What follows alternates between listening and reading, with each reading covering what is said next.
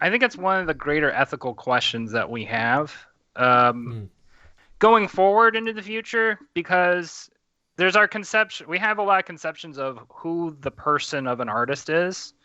And as we become more and more informed of the people who make art, the more we learn about they are human beings like everybody else and Mm. are as vulnerable to the same problems as anybody else who comes into possession of different forms of power. And we don't think of that often because for a long time we've had this conception of, the starving artist. So like somebody like Vincent van Gogh, he was an artist who everybody kind of sees him now in retrospect as this victim, this guy who never got recognized for his art, who never was recognized for what he was doing, what he was contributing to the overall scene at the time.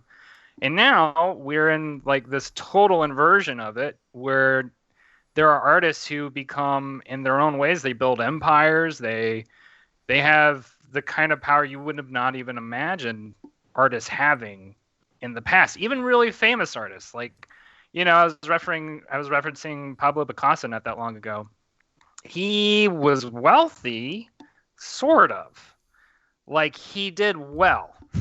But that wasn't initially the case, and it took him a long time to like gain that repertoire and to build that capital that came with his name. And even then, a lot of those artists at that time still like their money was up and down because it Mm. was based on whoever was willing to pay the money for their paintings. So I would add to this notion, this idea of like, you know, when we talk about art versus artists, I think there is an important historical context that needs to be taken into place too, because we exist in a very different time from the rest of history in regards to how artists are treated and how Mm. artists are received. Because even in the Renaissance, like Omega Chads like Michelangelo or Leonardo da Vinci, they were only successful because they had patrons who were bank financiers. And they were really the only people who knew about them. The public didn't really know about them. Leonardo da Mm. Vinci made paintings that were specifically designed for, like cafeterias that monks would be eating in. Those monks would be the only people seeing these paintings. You have exceptions, right? You have the Sistine Chapel. Everybody who went into the Sistine Chapel would see it, but that's only the people that were, I think that's Florence. I'm not really sure. I'm going to assume it's Florence, Italy. Um, so only the people who lived in the city of Florence would have seen that. Nobody else was aware that was even going on at the time. So I'm just setting all this up to say what we conceive of as the persona of an artist is so very different in our day and age because previously we never had rock star artists. They did not exist. It was not even a conception, and the very beginnings of it may have happened at the beginning of our century. So that's all set up, right? Like Okay. let's get into the the meat and potatoes of that, right? So our big problem now is that we do have artists, or I say problem. Let's say what we're trying to figure out is we now have artists who have a lot of money, who have a lot of social power, right? Who have a lot of like Kanye West, for example, right? There's Sure. a man who has so much money, so much social power, is attempting to run for president of the United States. Such a thing, even 20 years ago, would be unthinkable. You know, Mm-hmm. just unbelievable. But now we are entering into this period of time where the thought comes up and people go, okay, that could actually happen, right? Yep. So now we're starting to enter in this place where we're starting to think of artists in this moral sense, right? Because artists now a they have an ability to reach out to more than just a city or more than just a couple of bank financiers or a couple of wealthy, hedge fund managers in New York City. Like this is, Yeah.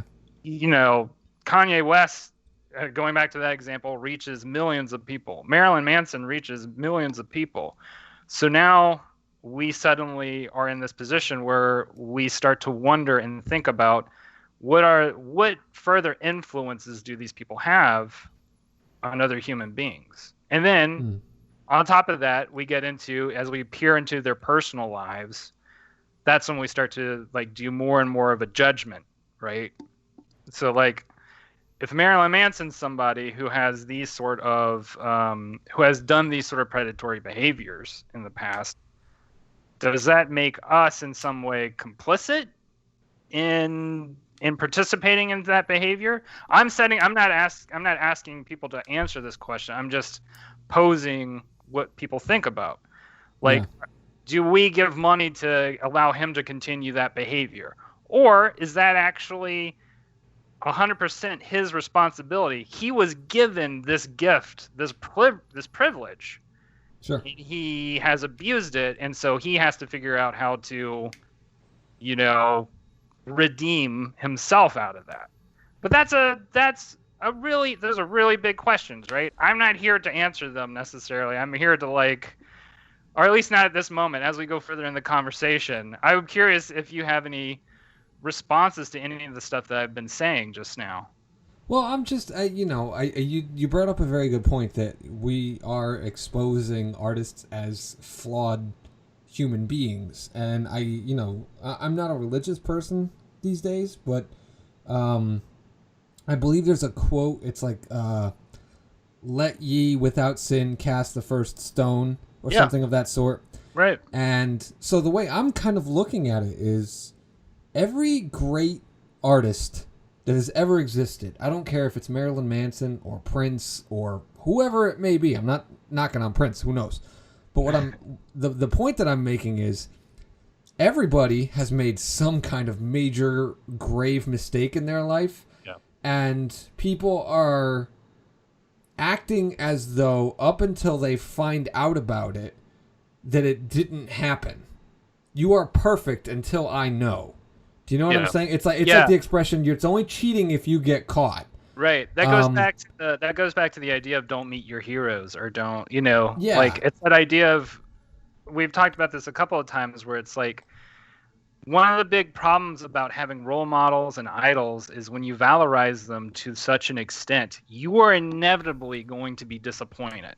Like, it's guaranteed, absolutely guaranteed, because nobody is capable of meeting the ideal that we set up of each other. It's just not, I haven't seen it yet. I'll just say that. Because there's tons of artists who I deeply respect and admire. And I also know 100%, like, if you look into their history, you're going to find something that's just going to, make me feel squeamish, Right. I love Frank Zappa. He's one of my favorite musicians. But I also know, the more that I've learned about him as a person, I'm just like, he's a skis bag somewhere along the line. And he's somebody who is not like hiding it at all.